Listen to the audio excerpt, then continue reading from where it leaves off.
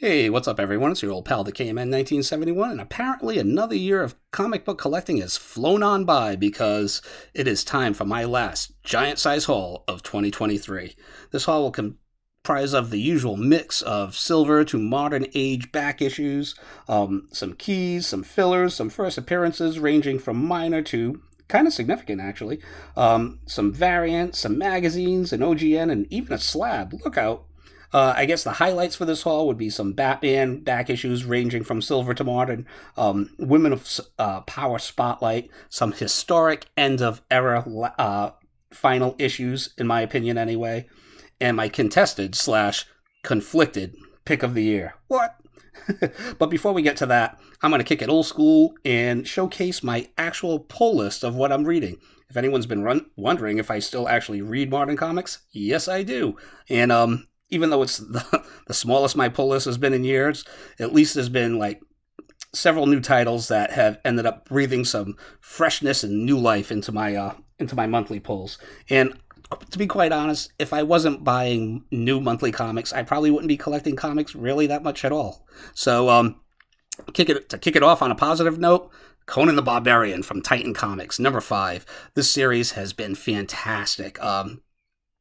I've never bought a Titan comic in my life, so I was a little worried about the quality. And this, quality-wise, this is the best that Conan has been since Dark Horse had the property. No disrespect, but just fantastic stuff. Another one of my favorite comic book franchises slash IPs, the Titans.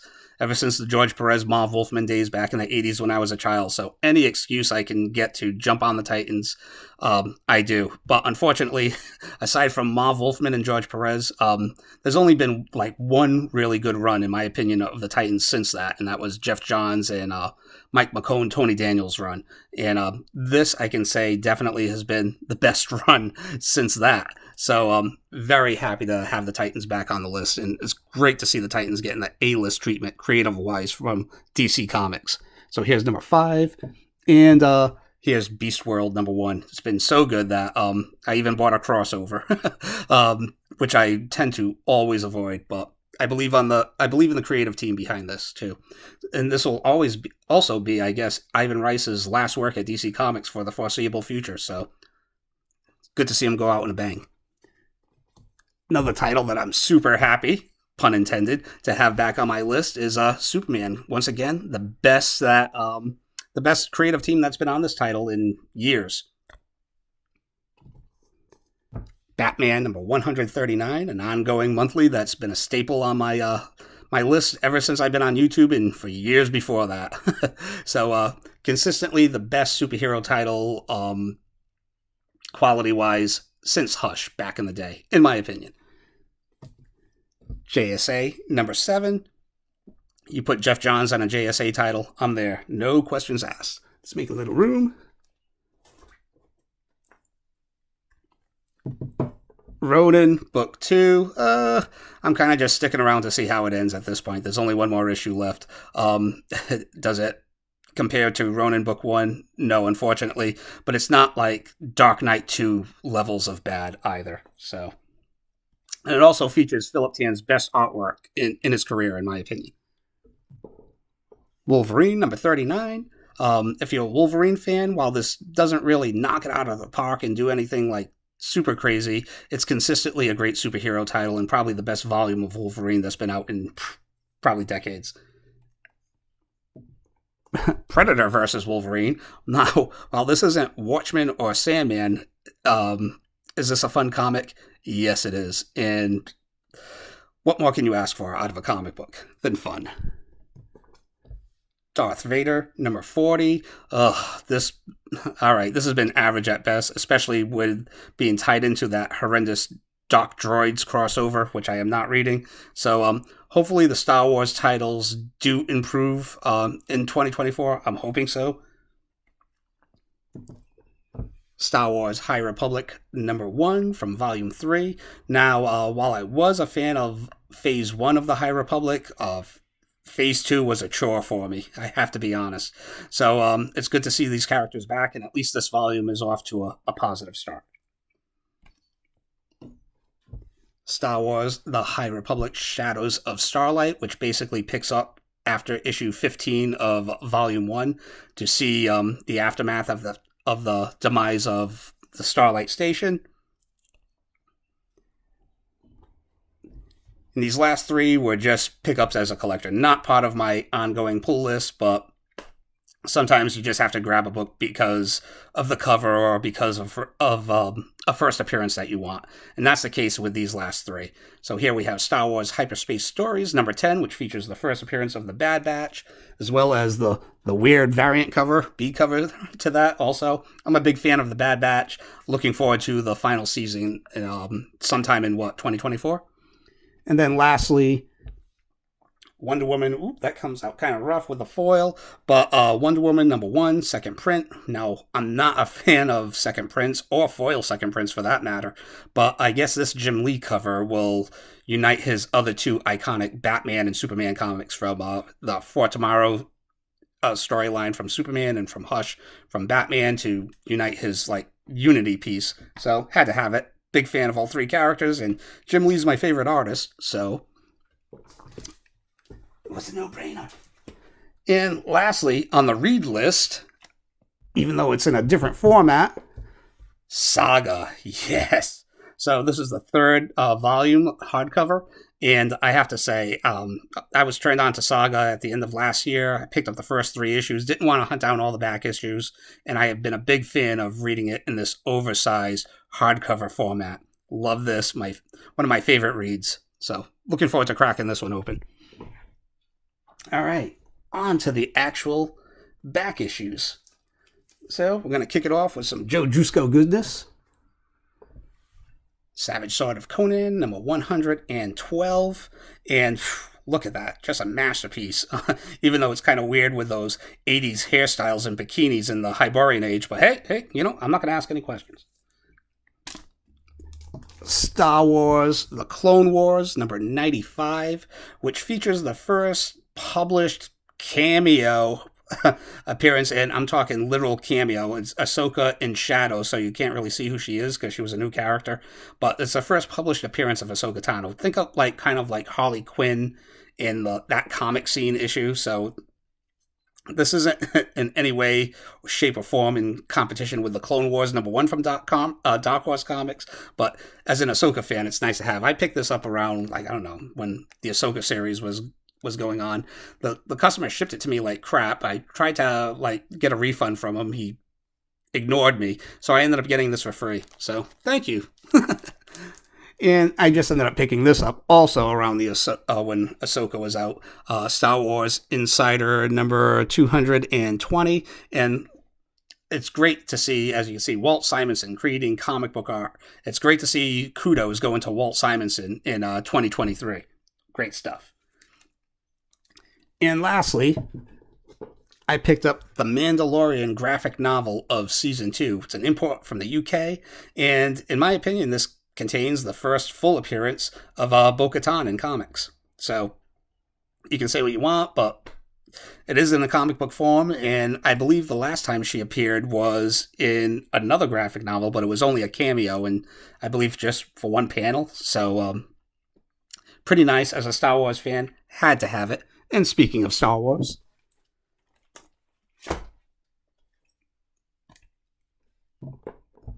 Mandalorian, number 3 of Season 2, and this is the first full comic book appearance of Bo-Katan in comics. Love this Mike Mayhew variant. Beautiful stuff. For the most part, I haven't been buying really many Star Wars variants since I worked off my Alex Ross checklist, but Mike Mayhew, man, I gotta be careful. This could be another thing, kind of like Savage Sword of Conan covers, very addictive to fall into. And we have number 5 featuring this outstanding Ahsoka cover. This haul basically was books that I've picked up ranging all the way back from August to just this past Saturday. So it's quite the mix. I finally got around to picking up a copy of Batman Fortnite, number 3, with this awesome Jim Lee cover depicting Batman versus Snake Eyes. I really got to get around to reading that. I've seen this bouncing around the YouTube community. New Avengers, number 33, which starts the whole incursion storyline. Deadpool #1 from the Marvel Now volume, and this is one of my favorite volumes of Deadpool. I already own a copy of this, but I believe this one would be a slight upgrade. Wolverine, Weapon X, Volume 4. I already own a copy of this, but look at that killer David Finch cover. And I'm a big believer in these Marvel Comics 70 years border variants, too. Love them. First big book of the haul, Bloodstone #1. Man, this book, I ended up getting this in it's like near mint minus condition for, I believe I paid $90 for it. So this book was going for well over $200. So, and the Werewolf by Night special on Disney Plus was one of the few gems, aside from, post Endgame, aside from like WandaVision, Loki season 1 and 2, and the Werewolf by Night special. I thought it was a great depiction, and that's what motivated me to finally go out and grab the first appearance of this character after the hype had died down, of course. Big fan of last issues, so here's the last issue of The Incredible Hulk, number 474 of Hulk Volume 2. Picked up some second copies of what I'm calling the Tim Drake set. So here we have Batman Year 3, number 436, which is the first appearance / cameo appearance of Tim Drake. And then Batman number 442. I have another copy of this. Had it for years since it first came out, but I've never had a newsstand copy, so I'll probably be keeping that one for the PC also. And that's the first appearance of Tim Drake as Robin. Fantastic George Perez cover, too. And Batman number 457, which is the first appearance of Tim Drake in his new modernized Robin costume, where they finally got rid of the Speedo, thankfully. All right, let's make a little room. All right, some Spidey fillers. Amazing Spider-Man number 272 and number 277. I guess I'm hoarding this book. This is my third copy of The Adventures of Superman, number 464, featuring the first confrontation and meeting of Lobo and Superman. Some minor first appearances from yesteryear. Firestorm, the Nuclear Man, number 7, first appearance of Plastique. Firestorm, the Nuclear Man, number 28, first appearance of Slipknot. I remember that was a big book back when Suicide Squad 1 was going to come out. Green Lantern number 188. This is the first appearance of, I believe it's Mojo, the living planet that's a Green Lantern. Green Lantern Corps number 208, and this is the first appearance of the Rocket Reds. I'm a big Justice League fan from the late great Keith Giffen, J.M. DeMatteis era, so just another very minor first appearance that I'm happy to pick up. Another last issue, Green Lantern Corps number 224, last ish. So a couple of upgrades. Detective Comics number 577 and 578. I already had a couple copies, but they were danked up that I bought in dollar bins years ago, so this will give me all high-grade copies of Batman Year 2, which I was not a fan of when it initially came out, but it's a storyline that I've ended up appreciating more as time went on, especially considering that parts 2 through 4 feature artwork by the Todd Father. So definitely the highlight of that story arc. Ended up picking up a copy of Alien Legion number 1.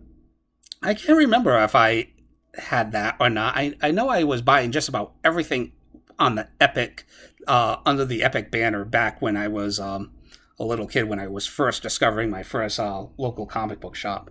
So, but I'll have to flip through it and see. Happy to pick it up. Second copy of Daredevil number 196, which features the first meeting of Daredevil and Wolverine. An upgrade to my copy of The Mighty Thor, number 333, fantastic Bill Sienkiewicz cover, and I love this storyline with Thor versus Dracula. Great stuff. My issue had kind of like a spine roll going there. This was sweet. Another Spidey filler, Amazing Spider-Man number 208. Get into some of the bronze now. Marvel Team Up. Whoa, failure. That hasn't happened in a while. Marvel Team Up number 20, which features the first meeting between Spider-Man and the Black Panther. Another ongoing theme of mine all this year. Trying to pick up these historic first meetings between heroes. Conan the Barbarian, number 40. Not the best condition, but it was the only filler issue that I could find in 2 LCSs. I wasn't coming home empty-handed that particular day. I ended up picking up my second copy of Captain America number 234, with Cap thrown down with Daredevil, which would lead to Captain America number 235, Captain America teaming up with Daredevil, of course. Incredible Hulk number 135. I used to own the reprint of this back during my childhood, and I believe this is the first meeting between Hulk and Kang. I'm not sure. Another minor key that's been on my list for a while. Showcase Presents number 97, featuring the first solo Power Girl story.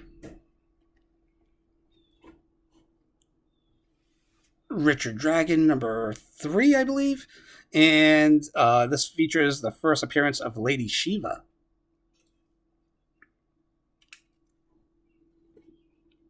Brave and Bold number 109.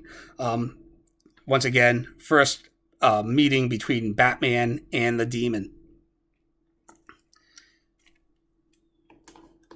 Brave and Bold number 151. Now, actually, there is no key significance to this. This is just a regular filler issue, but... Oh, all right, hold on. We're going to an extreme stop. Let's see if I can show you. But this, which takes part in continuity, Batman reaches Adam West levels because him and Barry Allen go out on a date. And as you can see, they go to the disco where Bruce Wayne dons the iconic John Travolta disco wear and gets down to staying alive. For that reason alone, I had to buy this book. All right. So yes, Batman's disco issue. Brave and Bold, number 151. On with the countdown. Although, Batman Bronze Age book that I've always wanted, Batman Family number 9, featuring a throwdown between the Joker's daughter and Babs. All right, here's one of those end of era issues that I was speaking about in the beginning of the video. So here we have Batman number 255, and this is the last Neil Adams illustrated issue of Batman in his historic run, which was sporadic, of course, but very cool. Very cool in my opinion. Another book that has come down so low that I actually bought it. Fantastic Four, number 94. This book, once again, went to crazy heights when the Agatha Harkness series was announced.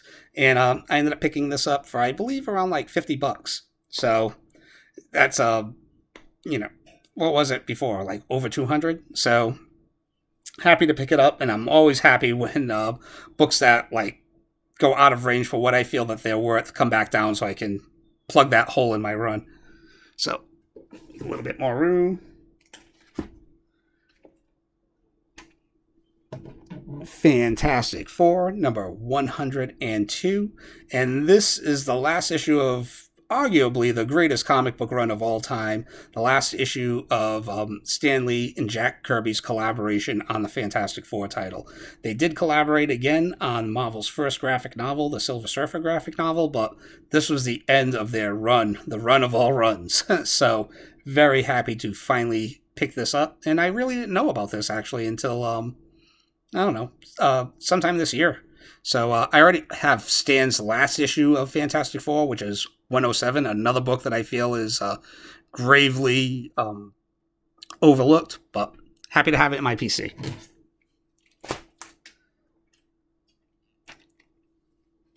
Tales of Suspense, number 80, which this is part of the first Cosmic Cube storyline, and also the first part of the first crossover between Tales of Suspense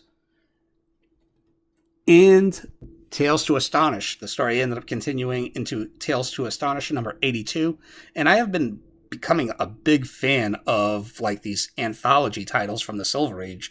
A lot of overlooked gold in there. Tales to Astonish, Tales of Suspense, World's Finest, Showcase. A lot of great stuff there. Book I just picked up yesterday.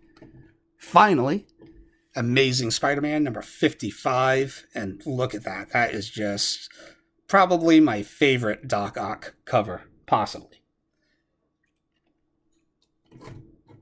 Justice League of America, number 47, continuing on in the Silver Age, and nothing crazy about this, just another JLA, JSA team-up that I've been trying to collect them all.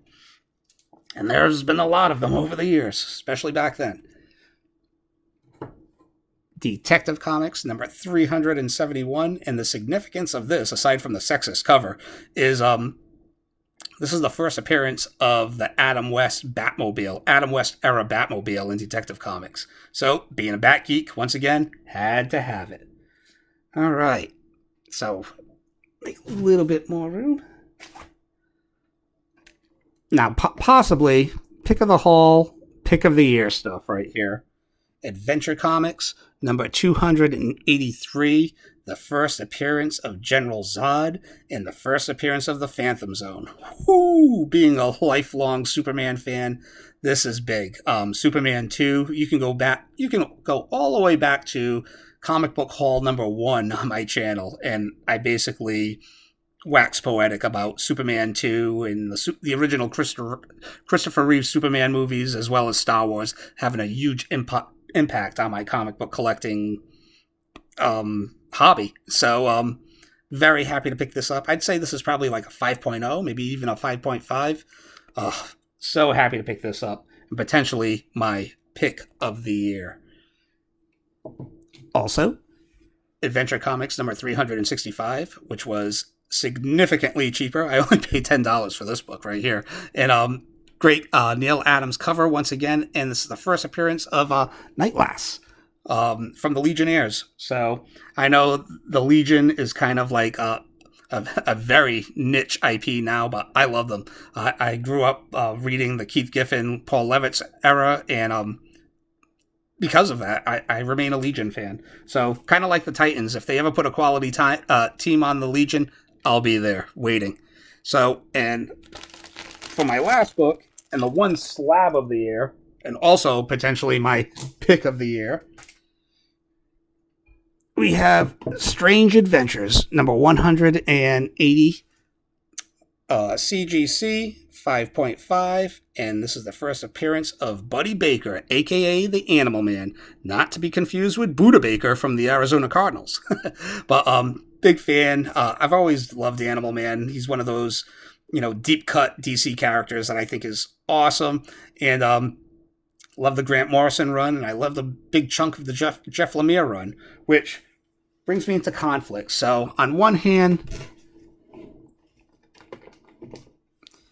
I have Strange Adventures slabbed in a 5.5, and then I have, around the same condition, probably a little bit better, Adventure Comics number 283, featuring the first appearance of General Zod. Now, Animal Man, on one hand, has some legitimate runs that I've enjoyed the stories, and while General Zod doesn't have a definitive, in my opinion, General Zod kick-ass story, and it's basically just my love for Superman 2. So, what will be my pick of the year? I do not know, but we'll find out next month when I do my top 52 pickups of the year, and whatever leftovers come in the mail from now until then. But for now, this is the last haul of the year, and another pretty good year of collecting haul wise. I only ended up getting 8 hauls in this year, and probably less next year, but still fun. So until next time, I will see you all probably before New Year's when I have my end of the year haul. So have a Merry Christmas and a happy holiday season, and I'll see you all later. Take care.